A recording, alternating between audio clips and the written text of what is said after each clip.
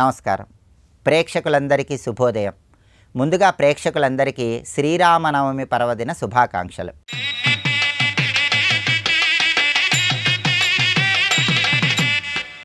ఈరోజు శ్రీరామనవమి పర్వదినం సందర్భంగా శ్రీరామచంద్రమూర్తిని ప్రత్యేకంగా ఆరాధన చేస్తే సమస్త శుభాలు చేకూరతాయి.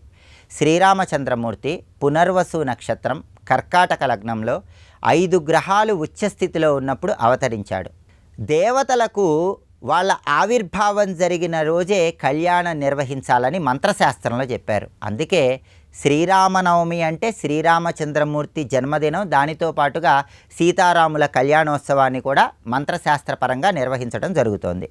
శ్రీరామనవమి పర్వదినం సందర్భంగా గృహంలో శ్రీరామచంద్రమూర్తి విగ్రహం ఉన్నట్లయితే ఆ విగ్రహానికి పంచామృతాలతో కొబ్బరి నీళ్లతో అభిషేకం చేస్తూ పురుష సూక్తం చదివితే ఉత్తమ ఫలితాలు కలుగుతాయి. అయితే శ్రీరామచంద్రమూర్తి విగ్రహం అందుబాటులో లేని వాళ్ళు దానికి ప్రత్యామ్నాయంగా ఒక వెండి నాణెం కానీ రాగి నాణెం కానీ పూజా మందిరంలో ఏర్పాటు చేసుకొని దాన్ని సాక్షాత్తు రామచంద్రమూర్తి విగ్రహంగా భావించుకుంటూ ఆవు పాలతో లేదా పంచామృతాలతో కొబ్బరి నీళ్లతో అభిషేకం చేసినా ఉత్తమ ఫలితాలు కలుగుతాయి. అదేవిధంగా చిత్రపటం ఉన్న వాళ్ళైతే తులసి దళాలతో పసుపచ్చడి చామంతి పూలతో పూజ చేస్తూ రామ అష్టోత్తరం పఠిస్తే ఉత్తమ ఫలితాలు కలుగుతాయి. వడపప్పు పానక నైవేద్యంగా సమర్పించాలి. రామరక్షా స్తోత్రాన్ని పఠించినా లేదా శ్రవణం చేసినా శ్రీరామనవమి సందర్భంగా విశేషమైన శుభ ఫలితాలను సిద్ధింపజేసుకోవచ్చు. అలాగే అన్ని రకాలైనటువంటి అపమృత్యు దోషాలు తొలగింపజేసుకోవటానికి, దీర్ఘకాలిక అనారోగ్య సమస్యల నుంచి బయటపడి సంపూర్ణమైన ఆరోగ్య ప్రాప్తిని సిద్ధింపజేసుకోవటానికి శ్రీరామనవమి పర్వదినం రోజు ఉదయం 10 గంటల నుంచి మధ్యాహ్నం 12 గంటల లోపు గారుడీ పరావిద్య మంత్రం అనే ఒక ప్రత్యేకమైన మంత్రం చదువుకోవాలని కూడా మనకు ప్రామాణిక గ్రంథాల్లో పురాణ గ్రంథాల్లో చెప్పారు. ఈ మంత్రాన్ని స్వయంగా శ్రీ మహావిష్ణువు గరుత్మంతుడికి చెప్పాడు. గరుత్మంతుడు కశ్యప మహర్షి అనే పేరు కలిగిన మహర్షికి చెప్పాడు. ఈ మంత్రానికి ఉన్నటువంటి శక్తి ఏంటంటే జీవితంలో ఉన్న అన్ని రకాలైన అపమృత్యు దోషాలు, అనారోగ్య సమస్యలు, దీర్ఘకాలిక వ్యాధులు అన్నీ పోగొట్టే మంత్రం ఈ గారుడీ పరావిద్య మంత్రం. దీన్ని శ్రీరామనవమి సందర్భంగా ఉదయం 10 నుంచి 12 గంటల మధ్య ప్రాంతంలో పూజా మందిరంలో కూర్చొని పఠించాలి. ఆ మంత్రం ఏంటంటే యక్షి ఓం ఉం స్వాహ. ఇది మంత్రం, యక్షి ఓం ఉం స్వాహ. ఈ మంత్రాన్ని చదువుకోండి, విశేషమైన శుభ ఫలితాలు సిద్ధింపజేసుకోండి. అలాగే సీతారాముల కళ్యాణాన్ని దేవాలయంలో దర్శనం చేసుకుని ఆ కళ్యాణం అక్షింతలు ధారణ చేయడం ద్వారా వివాహపరమైన దాంపత్యపరమైన సమస్యలు అధిగమించండి. రేపటి శుభయోగం శీర్షికన ధర్మరాజ దశమి సందర్భంగా ఎలాంటి విధి విధానాలు పాటించాలో, తద్వారా ఎలాంటి ప్రయోజనాలు సిద్ధింపజేసుకోవచ్చు, అలాగే క్షీరారామం రామలింగేశ్వర స్వామివారి కళ్యాణోత్సవం సందర్భంగా క్షీరారామం క్షేత్ర వైభవం ఏంటో పరిశీలిద్దాం. నమస్కారం.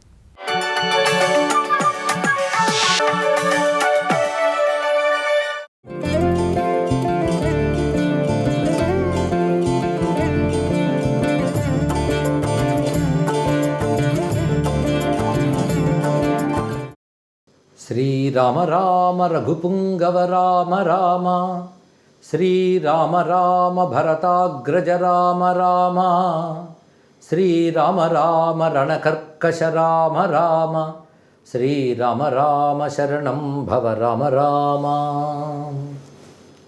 శ్రీరామచంద్ర పరబ్రహ్మణే నమో నమః. ఈటీవీ ప్రేక్షక శ్రోతలకు శ్రీరామనవమి శుభాకాంక్షలు.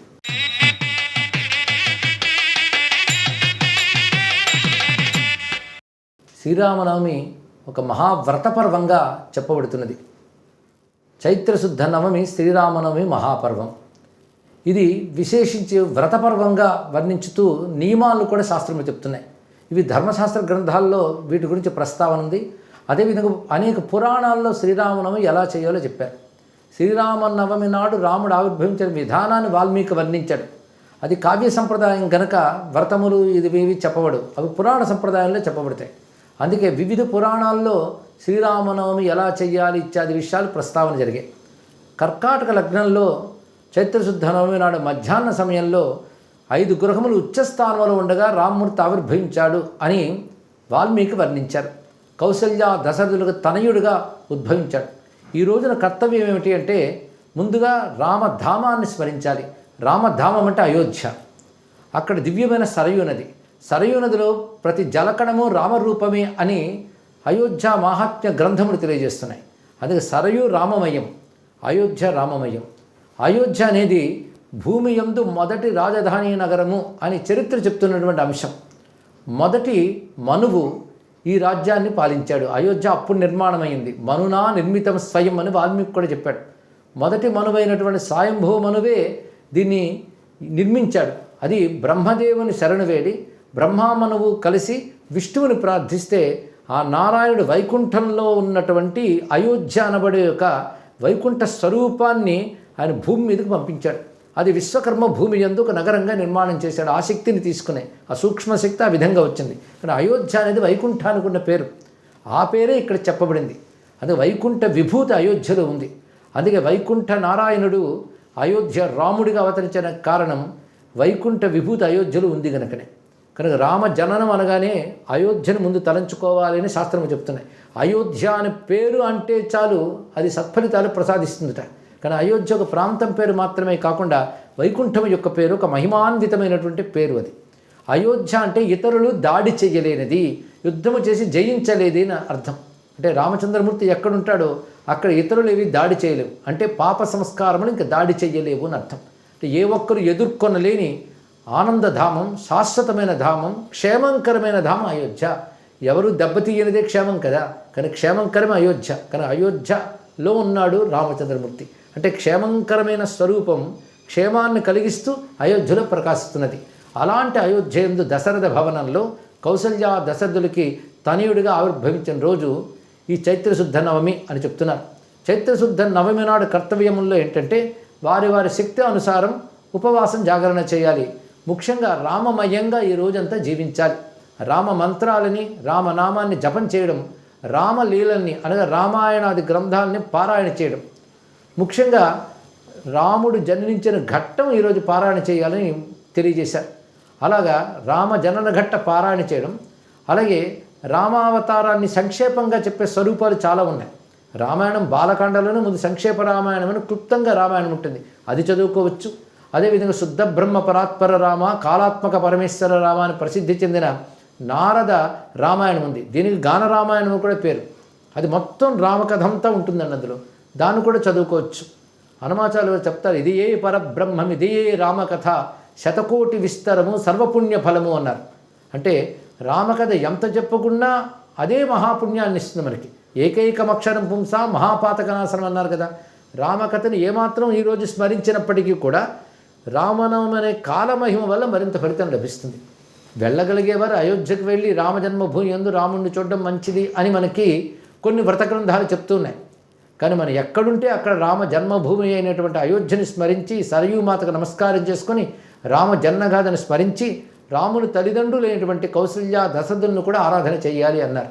కానీ కౌసల్యాయే నమః, దశరథాయే నమః అని వారిని కూడా నమస్కరించి అటుపై సోదరులను కూడా నమస్కరించాలి. భరతాయ నమః, లక్ష్మణాయ నమః, శత్రుఘ్నాయ నమః అని సోదరులను కూడా నమస్కరించుకోవాలి. ఇలాగా రామ జననగాథకు సంబంధించిన అంశములు స్మరిస్తూ అప్పుడు రామార్చన చేయాలి అన్నారు. బాలరాముణ్ణే అర్చించాలి, కానీ రామమూర్తులు చాలా ఉన్నాయి. ఏ మూర్తినైనా ఈరోజు ఆరాధన చేయవచ్చు. మరొక మూర్తిని శాస్త్రములు చెప్తున్నాయి. దక్షిణే లక్ష్మణో యస్య వామే చ జనకాత్మజ పురతో మారుతుర్యస్య తం వందే రఘునందను అని ప్రసిద్ధి చెందిన ధ్యాన శ్లోకం ఉంది. కుడివైపు లక్ష్మణస్వామి, ఎడంవైపు సీతమ్మ, పాదాల చెంత హనుమంతుడు. ఇది సాధారణంగా ప్రతివారు ఎక్కువగా పూజించే రామమూర్తులండి. తెలుగునాట ప్రతి ఇంట ప్రతి వీధిలో కూడా ఈ మూర్తుల్ని పెట్టే సీతారామ కళ్యాణం చేస్తారు. శ్రీరామనవమి నాడు సీతారామ కళ్యాణం జరగకపోయినప్పటికీ కూడా నవమి నాడు రామోత్సవాలు చేయాలని చెప్తున్న శాస్త్రోక్తిని అనుసరించి ఈ విధంగా కళ్యాణోత్సవం చేయడం తెలుగునాట ఒక సంప్రదాయం. ప్రతి వీధిలో పందిళ్ళు వేసి చక్కగా ఈ వివాహోత్సవాన్ని జరిపించి తీర్థప్రసాదాలు స్వీకరిస్తారు. ఎందుకంటే సీతారాములు అంటే లక్ష్మీనారాయణులు, వారిద్దరి యొక్క ఏకత్వాన్ని చూడడం ఇందులో విశేషం. పైగా రామాయణంలో సీతమ్మ పాత్ర చాలా విశేషమైనది. అందుకే రాముని నమస్కరించేటప్పుడు కూడా సీతాయాపతే నమః అంటారు. శాస్త్రంలో ఒక మాట ఉంది, శ్రీరామ అనడంలో శ్రీ అంటే సీత అని అర్థం. కనుక సీతారామ అంటే ఏమిటో శ్రీరామ అంటే అది. అది సీతారాములు కలిపి ఒక స్వరూపంగా చెప్పుకుంటున్నాం. ఇలాగా రామచంద్రమూర్తిని ధ్యానించడం విశేషం. ఇందులో ఎడంవైపు సీతమ్మ ఉంది, కుడివైపు లక్ష్మణస్వామి, హనుమంతుడు ఇద్దరు ఉంటారు. అంటే ఇది గమనించవలసిన అందమైన విషయం ఏంటంటే ఎడంవైపు సీతమ్మ అంటే శక్తి, కుడివైపు లక్ష్మణుడు హనుమంతుడు అంటే భక్తి. భక్తి 2 రూపాలతో కుడివైపు ఉన్నది. లక్ష్మణస్వామి అంటి పెట్టుకుని నిత్యం ఉంటూ ఉపాసన చేసినవాడు. హనుమత్స్వామి రామకార్యాన్ని సాధించడానికి లంకకి ఎగిరి కార్యం సాధించి వచ్చినవాడు. ఇద్దరూ రామభక్తులే. కనుక భక్తి అంతా 2 రూపాలతో కుడివైపు ఉంటే శక్తి ఎడం వైపు ఉంది. భక్తికి శక్తికి కేంద్రంగా రామచంద్రమూర్తి ఉన్నాడు. అందుకే రామచంద్రమూర్తిని స్మరించే భక్తి మనకుంటే రామశక్తి అనుగ్రహించి రామచంద్రమూర్తి యొక్క సంపూర్ణమైన కృప మనకు లభిస్తుంది అనే భావంతో ఈ చైత్రశుద్ధ నవమి నాడు రామారాధన చేసి శ్రీరామ రక్ష సర్వజగద్రక్ష అని శాస్త్రం చెప్తోంది. కనుక సర్వజగతిని రక్షించగలిగినటువంటి నారాయణుని సంపూర్ణావతారమైన రామచంద్రమూర్తి కృప సమగ్ర భారతావనికి, సనాతన ధర్మానికి, విశ్వానికి లభించుగాక అని ప్రార్థిస్తూ స్వస్తి.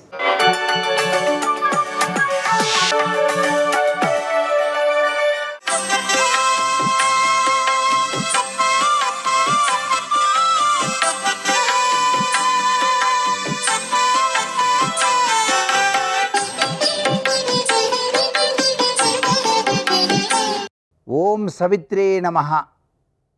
ఓం నమో నారాయణాయ. ఓం నమః శివాయ. శ్రీమాత్రే నమః.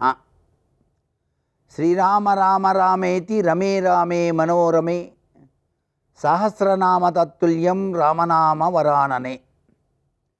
ఈటీవీ ప్రేక్షకులందరికీ శ్రీరామనవమి శుభాకాంక్షలు.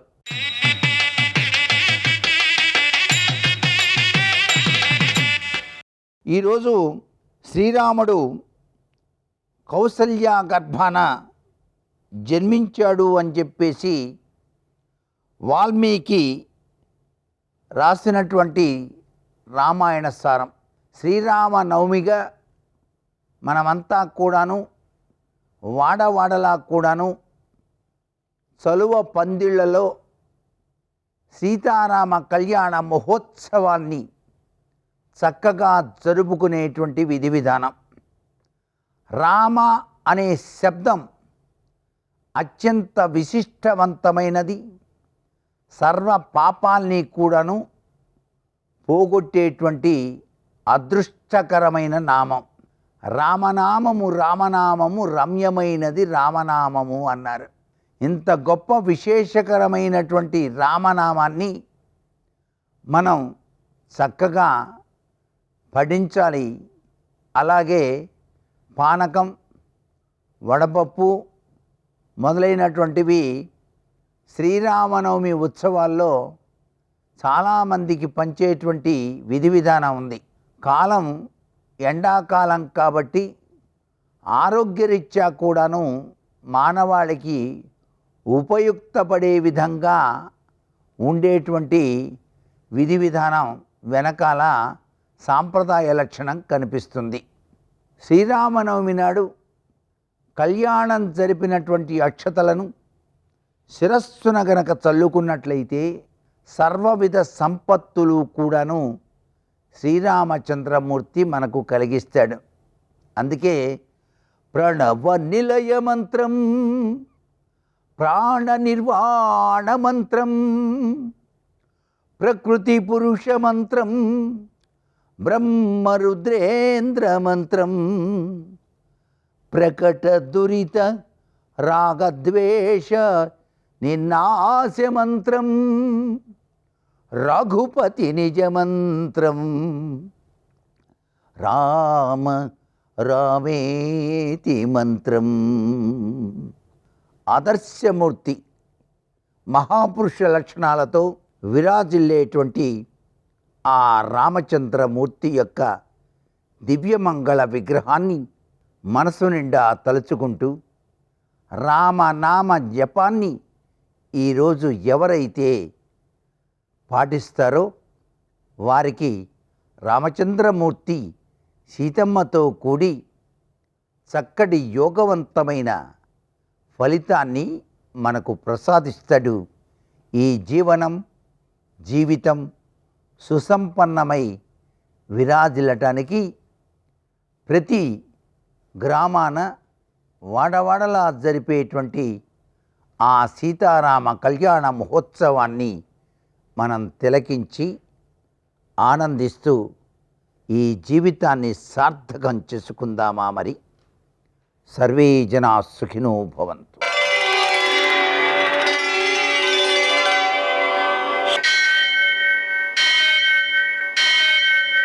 సహస్రశీరుషం దేవం విశ్వాక్షం విశ్వశంభువం విశ్వం నారాయణం దేవమక్షరం పరమం పదం విశ్వతః పరమాం నిత్యం విశ్వం నారాయణగుం హరిం విశ్వమేవేదం పురుషస్తద్విశ్వముపజీవతి పతిం విశ్వస్యాత్మేశ్వరం శాశ్వతం శివమచ్యుతం నారాయణం మహాజ్ఞేయం విశ్వాత్మానం పరాయణం.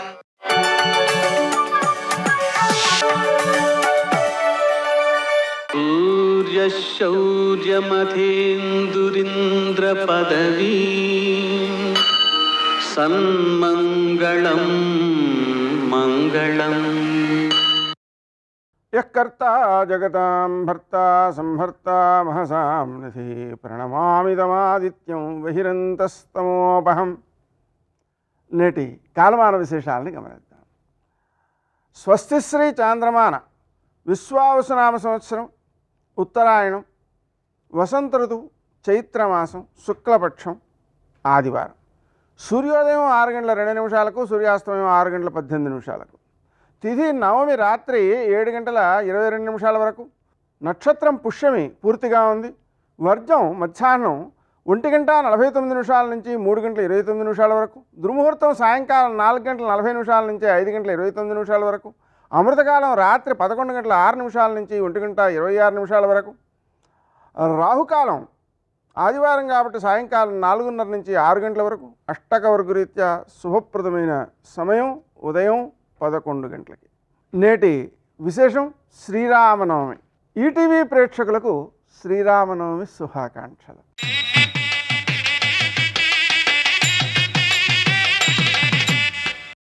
అలాగనే తారా జయంతి. ఈ తారా జయంతి సందర్భంగా తారాదేవిని ఉపాసన చేసేటువంటి వారు విశేష పూజలు చేస్తారు. అలాగనే శ్రీరామనవమి సందర్భంగా మనం శ్రీరామచంద్రుని యొక్క జన్మదినోత్సవం జరిపించాలి. సామాన్యంగా అందరూ కళ్యాణం చేస్తుంటారు. వాస్తవమే, కళ్యాణం కూడా చేయాలి, కానీ ముందు జన్మదినోత్సవం చేయాలి. ఆ జన్మదినోత్సవం చేసినప్పుడు రాముడు, లక్ష్మణుడు, భరతుడు, శత్రుఘ్నుడు వీరికి పాలు నివేదన చేయాలి. దశరథుడికి కూడా పూజ చేయాలి, ఆయనకు పళ్ళు నివేదన చేయాలి. కౌసల్య, సుమిత్ర, కైకేయి వాళ్ళకు కూడా పూజలు చేయాలి. వారికి కాయం నివేదన చేయాలి. అంటే మనకి పిప్పళ్ళని మొదలైనటువంటి ఆయుర్వేద పదార్థాలతో తయారు చేసినటువంటి దాన్ని కాయం అని అంటారు. ఇది బాలింతలకు పెడుతూ ఉంటారు ప్రాచీన సంప్రదాయంలో. అందుకని ఇది వాళ్ళకి నైవేద్యం చేయాలి. చేసి దాన్ని ప్రసాదంగా తీసుకుంటే సంతానం లేని వాళ్ళకి సంతానం కలుగుతుంది అని మన సంప్రదాయం, శాస్త్రం, పెద్దల మాట. కాబట్టి ఆ విధంగా ముందు శ్రీరామచంద్రుని యొక్క జన్మదినోత్సవాన్ని చేసి తరువాత మధ్యాహ్న కాలంలో కళ్యాణం చేయాలి. ఎందుకు చేయాలి కళ్యాణం అంటే, దైవ సంబంధమైనటువంటి ఆలయాదుల్లో కానీ ఎక్కడైనా సరే భగవంతునికి కళ్యాణం జరిగినటువంటి రోజు ఏదవుతుంటుందంటే జన్మదినోత్సవమే అవుతుంటుంది. అంటే ఆయన కృష్ణాష్టమి అనుకోండి, రుక్మిణీ కళ్యాణం చేయడం అలాగనమాట. అందుకని ఆ విధంగా రాముని జన్మదినోత్సవం రోజునే కళ్యాణం చేయడం అదో సంప్రదాయం. అంతేకాకుండా మనకు ఇంకో కారణం కూడా ఉంది. ఏమిటంటే, ఒక వ్యక్తి రాజ్యపాలన చేయకూడదు, కానీ దశమి నాడు పట్టాభిషేకం చేస్తే చాలా మంచిది. మనం కనుక పట్టాభిషేకం చేసినట్లయితే దానివలన దేశం సుభిక్షంగా ఉంటుంది, రామరాజ్యం విస్తరిస్తుంది. ఆ కారణంగా పుట్టినటువంటి వ్యక్తికి పట్టాభిషేకం చేసే ముందు మధ్యలో కళ్యాణం కూడా చేసి తీరాలి. ఇదో సంప్రదాయం అన్నమాట. ఆ విధంగా కళ్యాణం చేయడం, రోజంతా ఉపవాసం ఉండడం, జాగారం చేయడం, ఆ రామచంద్రుని నామాన్ని కీర్తిస్తూ ఉండడం, ఇది చేసినట్లయితే జన్మకు ఏ పాపాలున్నా సరే అన్ని పాపాలని పోగొట్టేటువంటి శక్తి ఈ రామనామానికి ఉందన్నమాట. అందుకని శ్రీరామ జయ రామ జయ జయ రామ అనే మంత్రాన్ని ఈ రోజంతా కనుక జపించినట్లయితే వారికి విజయాలు లభించడంతో పాటుగా సకల పాపక్షయం అని చెప్పారండి. అంత గొప్ప మంత్రం అన్నమాట అది. అందువలన అసాధ్యాలే ఉండవు. అందువలన మనం ఏ కార్యాలు మనకి సానుకూలం కావాలన్నా ఈ రోజంతా జాగారం చేసి 24 గంటలు ఆ నామాన్ని జపించినట్లయితే అసాధ్యాలన్నీ సుసాధ్యాలైపోతాయి. ఈరోజు కళ్యాణోత్సవ సందర్భంగా వడపప్పు పానకం. వడపప్పు అంటే మనకు పెసరపప్పుని నానబెట్టి దాంట్లో కొద్దిగా ఉప్పు కారం వేసి దాన్ని ప్రసాదంగా ఇస్తూ ఉంటారు. దీనివలన వేసవి కాలం కదా చక్కని చలవ చేస్తుంది. అంతేకాదండి, ఈ పెసరపప్పులో ఉన్న విశేషమైన లక్షణం ఏంటంటే ముద్గదాళి గదవ్యాళి. పెసరపప్పు అనారోగ్యములన్నిటికీ కూడా పాములాడిదిట. అంటే దాన్ని చూసేవాడికి అనారోగ్యాలు పారిపోతాయన్నమాట. అందువలన మనం రోజు కూడా తినదగినటువంటిది పెసరపప్పు, లేదా పెసరలు మొక్కలు వచ్చినటువంటి పెసరు తింటూ ఉండాలి. ఆ విధంగా తింటుంటే అనారోగ్యాలు ఇవి మన దొరికి చేరవు. అయితే ఇది వేసవి కాలం కావడం వలన చాలా చలవ చేస్తుంది కాబట్టి దాన్ని ప్రసాదంగా పంచడం అనేటువంటిది చేస్తూ ఉంటారు. అలాగనే పానకం ఇదేమిటి అంటే దాంట్లో కొద్దిగా మిరియాలు వేసి బెల్లం, కొత్త బెల్లం కలిపి పానకంగా పంచుతారు. ఇది చాలా మంచిది. శరీరంలో ఉష్ణోగ్రతను తగ్గిస్తుంది, అంతేకాకుండా శక్తినిస్తుంది, ఉపవాసానికి కావలసినటువంటి దృఢ దీక్షనిస్తుంది. చాలా మంచిదన్నమాట. అందుకని ఇవి రెండు ప్రసాదంగా పంచుతూ ఉంటారు. నేటి ఆణిముత్యాలు.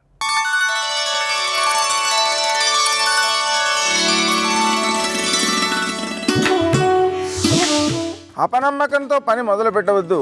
ఎందుకంటే నీకున్న నమ్మకమే నీ విజయానికి తొలిమెట్టు.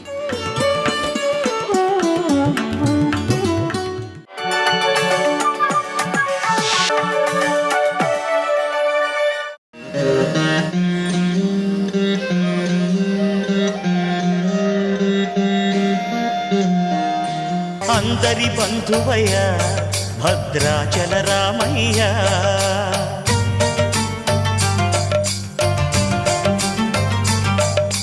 ఆదుకునే ప్రభువయ్య అయోధ్య రామయ్య. ఇది భద్రాద్రి, ఇది భద్రాచలం.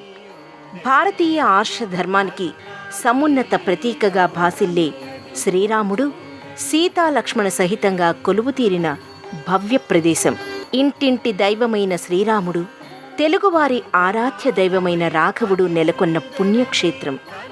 తక్కువేమి మనకు రాముండొక్కడుండు వరకు అంటూ రామతత్వాన్ని ఘనంగా కీర్తించి, రాముని వారము మాకేమి విచారము అంటూ రాముని పట్ల ఎనలేని అనురక్తి కనబరిచి, ఇక్ష్వాకు కులతిలక ఇకనైనా పలుకవా రామచంద్ర అంటూ రాముణ్ణి శరణు వేడిన భక్తాగ్రగణ్యుడు వాగ్గేయకారుడు రామదాసు భద్రాచల రామచంద్రునికి తొలిసారిగా ఆలయాన్ని నిర్మించాడు. గోపురంపై విమాన శ్రీ సీతారామచంద్రస్వామి మూర్తులు నెలకొని ఉంటాయి. సూర్యవంశ సంజాతుడైన రామచంద్రుణ్ణి ఆదివారం నాడు దర్శించుకోవడం వల్ల ఆరోగ్యలబ్ధి, ఐశ్వర్య సిద్ధి చేకూరుతాయని ప్రతీతి. భద్రాచల రాముణ్ణి, వైకుంఠ రామనారాయణుణ్ణి తిలకించి పులకించి భక్తి ప్రపత్తులతో పరవశించి జగద్గురువు ఆదిశంకరాచార్యులు రచించిన మహాద్భుత శ్లోకంలో భద్రాద్రి రాముని రూపలావణ్యాల్ని వర్ణించారు. జగదానంద కారకుడైన జనప్రియుడైన జానకీవల్లభుడైన రామచంద్ర మహాప్రభువుని దర్శించి భక్తులు ఆనందభరితులవుతారు. ఎవరి నామం పరమ పావనమైనదో, ఎవరు సర్వులను రంజింపచేస్తాడో, ఎవరు మూర్తీభవించిన ధర్మస్వరూపుడో, ఎవరు ధీరోదాత్తుడో, మర్యాద పురుషోత్తముడో, శక్తిశీలాలచే పరిమళించే మంగళాకారుడో అతడే శ్రీరామచంద్రుడు. మానవీయ మాననీయ విలువల్ని జాతికి ఘనమైన వారసత్వ సంపదగా శ్రీరాముడు అందించాడు. అలాంటి భద్రాద్రి రాముని దర్శనం సకల సన్మంగళకారకం. భద్రుని కోసం దివి నుంచి భువికి దిగివచ్చిన రాముడు భక్తుడైన భద్రుని తపోదీక్షకు మెచ్చి ఆర్తరక్షణ పరాయణుడైన వైకుంఠధాముడు వేగిరపాటుతో అపసవ్యంగా శంఖుచక్రాల్ని ధరించి ధనుర్బాణాల్ని చేతబూని సీతాలక్ష్మణ సహితంగా భద్రగిరిపై వెలిశాడంటారు. కళ్యాణమంటే సీతారాములదే. ఆకాశమంత అరుగు, భూదేవంత పీట వేసి నేత్రపర్వంగా సాగే ఈ వేడుకకు దేశం నలుమూలల నుంచి భక్తులు భద్రాచలానికి తరలివస్తారు.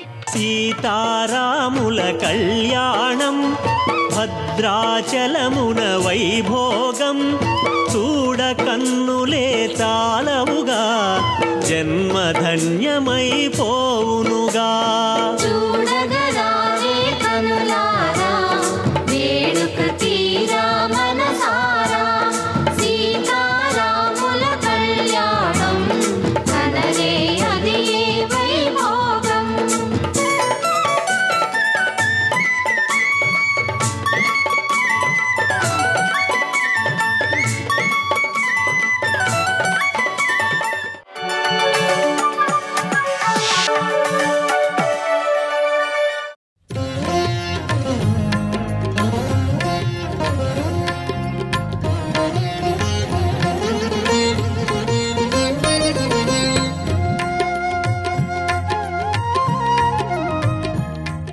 ఆ యజ్ఞం పూర్తయింది. ఆ ఇష్టి పుత్రకామేష్టి పూర్తవుతోంది. అకస్మాత్తుగా అందులోంచి ఒక పురుషుడు ఆవిర్భవించాడు. కాబట్టి ఆయన ఆ పుత్రకామేష్టి పూర్తి చేస్తుంటే దుందుభి వంటి కంఠధ్వనితో నల్లని ఎర్రని బట్టలు కట్టుకున్నవాడై పర్వత శిఖరం ఎలా ఉంటుందో అటువంటి స్వరూపంతో ఒక దివ్యమైనటువంటి పురుషుడు ఆ యజ్ఞగుండంలోంచి ఆవిర్భవించి పైకి లేచాడు. ఆయన చేతిలో ఒక బంగారు పాత్ర ఉంది, కలశ. అది పట్టుకుని అన్నాడు, ఇదంతు నృపశార్దూలాపాయసం దైవ నిర్మితం ప్రజాకరం గృహాణత్వం ధన్యమారోగ్యవర్ధనం భార్యాణామనురూపాణాం మస్నీతి ప్రయచ్చవై అన్నాడు. ఓ దశరథ మహారాజా, ఇది ఇదంతు నృపశార్దూలాపాయసం దేవ నిర్మితం. ఇందులో పాయసం ఉంది. ఇది దేవతల చేత తయారు చేయబడింది. ఈ పాయసాన్ని పుచ్చుకున్న వాళ్ళకి ప్రజాకరం సంతానం కలుగుతుంది. గృహాణత్వం ధన్యమారోగ్యవర్ధనం ధన్యత పొందుతారు, ఆరోగ్యము నిలబడుతుంది. అంత గొప్పదైన ఈ పాయస పాత్రని నీ చేతిలో ఉంచున్నాను. నువ్వేం చేస్తావో తెలుసా? భార్యాణాం అనురూపాణాం మస్నీతి ప్రయచ్చవై. నీ యందు అనురక్తలై ఎవరి వలన సంతానమును నువ్వు పొందితే ఆ సంతానము ధార్మికమైన సంతానమని లోకము కీర్తించి నువ్వు పితృరం నుంచి విముక్తులవుతావో, వంశం నిలబడిందన్న సంతోషం నీకు ఉంటుందో అటువంటి క్షేత్రముల యందు నువ్వు ఈ పాయసాన్ని పంచిపెట్టు అన్నాడు. వెంటనే కౌసల్యకి, సుమిత్రకి, కైకేయికి పాయసాన్ని పంచిపెట్టాడు. ముగ్గురు పత్నులు పాయసాన్నం స్వీకరించారు. సంతోషంగా అంతఃపురానికి తిరిగి వచ్చారు. ఎంత సంతోషంగా ఉన్నాడో ఇప్పుడు దశరథ మహారాజు. ఇంతకుముందు ఏది లేదో అదొక్కటి ఇప్పుడు కలుగుతోంది. ఇప్పుడు ఆయన ఆనందానికి అవధి లేదు. తతశ్చద్వాదశే మాసే చైత్రే నామమికే తిథౌ నక్షత్రేదితి దైవత్యేసోచ్చ సంస్థేషు పంచషు గ్రహేషు కర్కటే లగ్నే వక్పతాం బిందునా సహ ప్రోద్యమానే జగన్నాథం సర్వలోక నమస్కృతం అంటారు. ఆయన మహానుభావుడైనటువంటి రామచంద్రమూర్తి కౌసల్యాగర్భంలో పెద్దవాడిగా పునర్వసు నక్షత్రంలో కర్కాటక లగ్నంలో చైత్రమాసంలో శుక్లపక్షంలో నవమి తిథి నాడు శుక్ర, శని, కుజుడు, సూర్యుడు మొదలైనటువంటి 5 గ్రహములు ఉచ్ఛలో ఉండగా మిట్ట మధ్యాహ్నం వేళ ఆవిర్భవించాడు. సర్వలోక నమస్కృతం, అన్ని లోకముల చేత నమస్కరింపబడవలసినటువంటి జగన్నాథుడైనటువంటి శ్రీ మహావిష్ణువు రామచంద్రమూర్తి అన్న పేరుతో చిన్న ప్రాకృతమైనటువంటి బాలుడిగా ఆ కౌసల్యాగర్భము నుండి జన్మించాడు. సర్వం శ్రీ ఉమామహేశ్వర పరబ్రహ్మార్పణమస్తు. స్వస్తి. రామనామమే నాదు గర్జనం, కామదేవునకు ఇది విసర్జనం. శ్రీరామ రామ రామేతి రమే రామే మనోరమే సహస్రనామ తత్తుల్యం రామనామ వరాననే. అష్టాక్షరీ మంత్రంలోని రా అనే అక్షరం పంచాక్షరీ మంత్రంలోని మా అనే అక్షరంతో కలిసి లోకంలో రామమంత్రం అవతరించింది. రామమంత్రం యొక్క మహత్తు అంతా ఇంత కాదు. రామ అని పలకటంతోనే రా అక్షరం లోపలి పాపాలను బయటకు తోసేస్తుంది. తర్వాత మా అనే అక్షరం పలకగానే అది బయటి పాపాలను లోనికి రాకుండా అడ్డుకుంటుంది. ఇలా రామమంత్రం గొప్ప మహిమ కలిగి ఉంది. శ్రీరామచంద్రుడు పర్వతాలు, వృక్షాలు మొదలైన స్థావరాలలోనూ, మానవులు, పశువులు మొదలైన చరాలలోనూ, పంచభూతాల్లోనూ అంతర్యామిగా ఉండి ఆనందిస్తున్న పరబ్రహ్మం. పరబ్రహ్మమే దశరథ పుత్రుడిగా అవతరించి దశరథ రాముడయ్యాడు, సీతారాముడయ్యాడు, పట్టాభిరాముడయ్యాడు. ఆ శ్రీరాముడి ప్రవర్తనకు, సత్యవ్రతానికి, ధర్మాచరణకు చెట్టు, పుట్ట, గుట్ట, పశువు, పక్షి, మనిషి, దేవత ఇలా స్థిర చరాదులతో కూడిన సమస్త ప్రకృతి పరవశించింది. రామస్మరణ చేసి పుణ్యాన్ని పొంది తరించింది. కష్ట సమయంలో ప్రకృతిని, జీవులన్నీ కూడా ధర్మాత్ముడైన శ్రీరాముడికి చేతనైనంత సహాయం కూడా చేశాయి. ఇది సత్యం. ఇది ఎలా శ్రీరాముడికి సాధ్యమైంది అంటే, శ్రీరాముడి యొక్క మాటలు, చేతలు, మనస్సు ఈ మూడు ఒకటిగానే ఉండటం వల్ల సాధ్యమైంది. రాముడికి మనస్సులో ఒకటి, మాటల్లో ఒకటి, చేతుల్లో ఒకటిగా వేరుగా లేదు.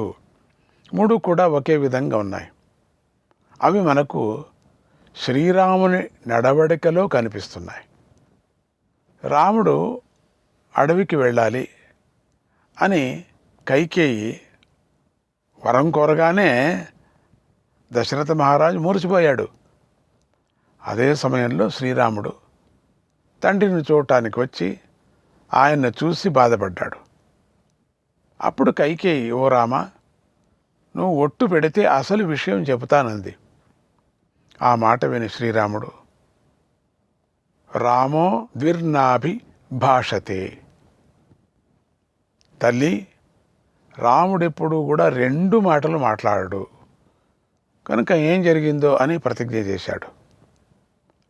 రాముడు ఆడిన మాట తప్పడు అని దాని అర్థం. అద్భుతమైన ఈ మాటలలోనే శ్రీరాముడి వ్యక్తిత్వం అంతా కనిపిస్తుంది. అలా శ్రీరాముడి ఆ మాట మీదే నిలబడి తండ్రిని గెలిపించాడు. తండ్రి దేవతల మనస్సులను గెలుచుకున్నాడు. వనవాసం చేస్తున్న సమయంలో దండకారణ్యంలో నివసిస్తున్న ఋషులు వచ్చి, ఓ శ్రీరామ, రాక్షసులు బాధ పెడుతున్నారు, చంపేస్తున్నారు, వారి నుంచి మమ్మల్ని కాపాడు అని ప్రార్థించారు. అప్పుడు శ్రీరాముడు సాధు సజ్జనులను హింసించే రాక్షసులను వదిలిపెట్టను, వధిస్తాను అని వారికి మాట ఇచ్చాడు. ఆ మాట ప్రకారమే దుష్టులైన రాక్షసులను వధించాడు. ఋషులకు దండకారణ్యం అంటే భయం లేకుండా చేసి సంతోషాన్ని చేకూర్చాడు. ఋషుల మనస్సులను గెలుచుకున్నాడు. ఇలా శ్రీరాముడు చేసిన ఈ ఘనకార్యాలన్నీ రావణాసురుడు తెలుసుకున్నాడు. ముక్కు చెవులు తెగిన శూర్పణఖ ద్వారాను, మరీచుడి ద్వారాను, గూఢచారుల ద్వారాను విన్నాడు. శ్రీరాముడి విషయంలో బాగా ఆలోచించాడు. రాముడు గొప్ప ప్రభావశాలి. రాముడి ఎదుట కుట్రలు, కుతంత్రాలు, మాయలు పనిచేయవు అని గ్రహించాడు. అందుకని రావణాసుడు రాముడిని జయించాలంటే మోసంతోనే జయించాలి. మోసగించటంలోనూ ముందుగా రాముడి మనస్సు మీదే దెబ్బ కొట్టాలి. అప్పుడు రాముడు కృషించిపోతాడు, జయం సులువైపోతుంది అనే నిర్ణయానికి వచ్చాడు. వెంటనే సీతమ్మను అపహరించాడు. శ్రీరాముడు సీతా వియోగ దుఃఖాన్ని అనుభవించాడు. కానీ మానసిక ధైర్యాన్ని కోల్పోలేదు. సీతాదేవి కోసం ప్రయత్నం చేశాడు. కబంధుడికి శాప విముక్తి చేశాడు. శబరిమాతకు దర్శనమిచ్చాడు. అటువంటి దుఃఖ సమయంలో కూడా వానరుడైన సుగ్రీవుడి కోరికను మన్నించి అతన్ని మిత్రుడిగా చేసుకున్నాడు. అతడు తనలాగానే భార్య వియోగ దుఃఖాన్ని అనుభవిస్తున్నాడని తెలుసుకొని, నీ దుఃఖాన్ని తొలగిస్తాను, నిన్ను రాజును చేస్తాను అని మాట ఇచ్చి దుష్టుడైన వాలిని చంపాడు. తర్వాత వానర రాజ్యాన్ని సుగ్రీవుడికిచ్చి మిత్రుడి మనస్సును గెలుచుకున్నాడు, మాట నిలుపుకున్నాడు. ఇంతటి శ్రీరాముడి మనస్సును హనుమంతుడు గ్రహించాడు. ఆయన తన మనస్సులో నిలుపుకున్నాడు ఆయన. తర్వాత శ్రీరామాజ్ఞ పాటించి సీతమ్మ జాడ తెలిసి రామాలింగనాన్ని పొందాడు. ఆ తరువాత శ్రీరాముడు శత్రువు యొక్క సోదరుడైన విభీషణుడు వచ్చి శరణు కోరితే సందేహించకుండా అభయమిచ్చి తన పక్షంలో చేర్చుకున్నాడు. నిన్ను లంకకు రాజు చేస్తాను అని మాట ఇచ్చాడు.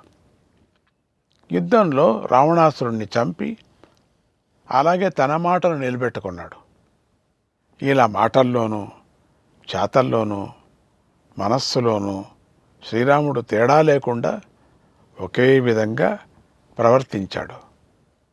అందరికీ ఏ కష్టము రాకుండా చూసుకుంటూ సంతోషాన్ని చేకూర్చాడు. ప్రజల మనస్సులలో నిలిచిపోయాడు. కనుకనే సచ్చిదానందుడైన ఆ శ్రీరాముడికి కష్ట సమయాలలో జటాయువు, సంపాతి అనే పక్షులు సహాయం చేశాయి. కోతులు, కొండముచ్చలు, ఎలుగుబంట్లు సహాయం చేశాయి. సముద్రుడు సహాయం చేసి దారి ఇచ్చాడు. రాళ్ళు, రప్పలు, చెట్లు, చేమలు, కొండలు, గుట్టలు ఆశ్చర్యకరంగా నీటి మీద తేలి వారిదిగా ఏర్పడి సహాయం చేశాయి. రాక్షసి అయిన త్రిజట రాక్షస స్త్రీలను భయపెట్టి సహాయం చేసింది. రాక్షసుడైన విభీషణుడు శరణాగతి పొంది యుద్ధంలో విజయం సాధించటానికై సహాయం చేశాడు. ఋషులు సహాయం చేశారు, దేవతలు సహాయం చేశారు, సకల భూతాలు సహాయం చేశాయి. ధర్మాన్ని పట్టుకొని ధర్మంగా నడుచుకోవటం వల్ల ఇదంతా సాధ్యమైంది. ధర్మాత్ముడికి బ్రహ్మాండమే అండగా ఉంటుందని శ్రీరాముడు తన ప్రవర్తన ద్వారా చాటి చెప్పాడు. ఇంతటి ప్రేమను సంపాదించుకున్న మానవుడు మాధవుడైపోతాడు అని కూడా తన ప్రవర్తన ద్వారా నిరూపించాడు. కనుక ఆదర్శ పురుషుడైన శ్రీరాముడిలాగా మాట్లాడండి, శ్రీరాముడిలాగా అందరి మేలును కోరుకోండి, శ్రీరాముడు నడిచినట్లుగా నడవండి. మీరు కూడా జీవన పయనంలో విజయం సాధిస్తారు. సీతారాముల కృపతో మీ అందరి దుఃఖాలు నశించుగాక. శ్రీరాముడి వంటి సద్గుణాలు మీకు అబ్బి జయం లభించుగాక. సచ్చిదానందం దక్కుగాక. ధర్మానికి జయం కలుగుగాక అని ఆశీర్వదిస్తూ జై శ్రీరామ్. జై గురుదత్త. శ్రీ గురుదత్త. రామనామమే నాదు గర్జనం, కామదేవునకు ఇది విసర్జనం. రామనామమే నాదు గర్జనం, కామదేవునకు ఇది విసర్జనం.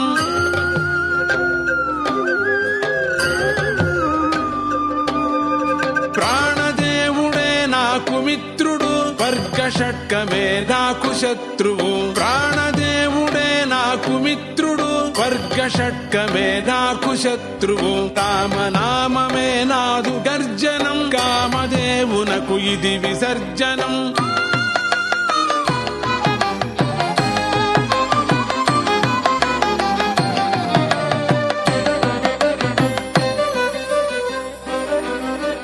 భక్తి యోగమే నాదు సాధనం, భక్తులందరూ బంధుమిత్రులు. ఊపిరంతను ప్రణవనాదము, హృదయ శబ్దమే లయన్యాసము.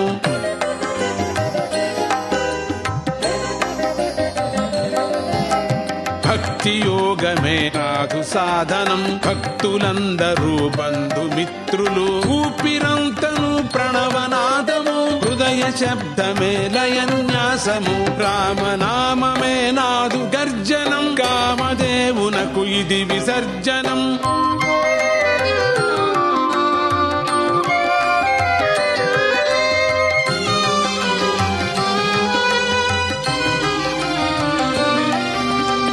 నిద్రావస్థయే నమస్కారము నాదు జీవనం నీకు అర్పణం రక్తవాహమే పంపా తీర్థము నరములన్నీయు పుణ్యనదములు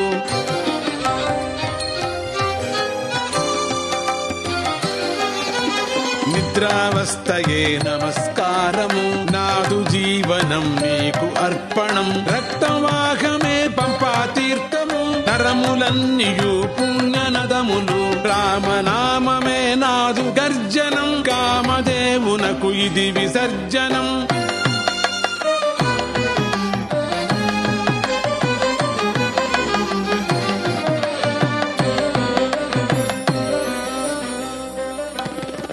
మాటలన్నీయు వేద పంక్తులు చింతలన్నీయు ధ్యాన నిష్టలు కర్మలన్నీయు చేర సద్గతి సచ్చిదానందుడే నాకు మారుతి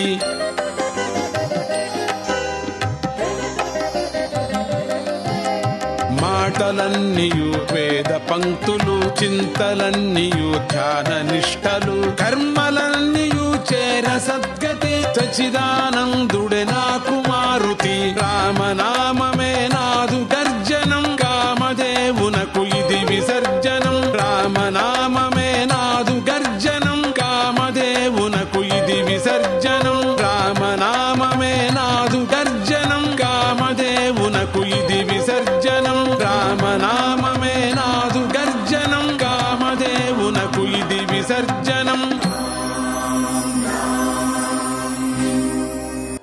ఆశాస్తే యంగజమానోసౌ ఆయురాశాస్తే ప్రజాస్వమాశాస్తే సజాతఫలస్యామాశాస్తే ఉత్తరాందేవయజ్ఞామాశాస్తే భూయోహవిష్కరణమాశాస్తే దివ్యంధామాశాస్తే విశ్వం ప్రియమాశాస్తే యదనేన హవిషాశాస్తే తదస్యాత్ తదృధ్యాత్ తదస్మై దేవారాసంతాం తదగ్నిర్దేవో దేవేభ్యో వనతే వయమగ్నేర్మానుషాః ఇష్టం చ వీతం చ ఉభే చ నోద్యావా పృథివీ అగుంహసస్పాతాం ఇహ గతిర్వామస్యేదం చ నమో దేవేభ్యః बोलो सियावर रामचंद्र जी की जय पवन सुत हनुमान की जय